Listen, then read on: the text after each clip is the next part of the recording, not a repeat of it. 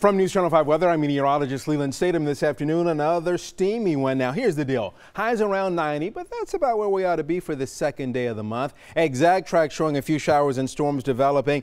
Like yesterday, Exact track is overdoing how much rain there will be, but the general idea, heat, humidity will lead to some hit-miss showers and storms. Not everybody will see. As a matter of fact, most of you will go through the day rain-free. Then what's out there dies down past sunset as we work our way into Thursday. Similar story, just the next verse of the song.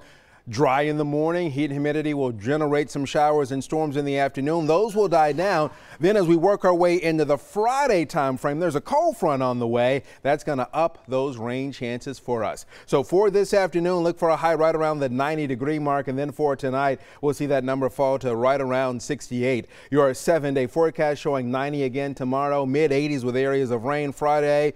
Then for Saturday, looking good. Lower humidity levels that day. The front that's going to give us the good weather for Friday night and Saturday is back through. Here's a warm front on Sunday.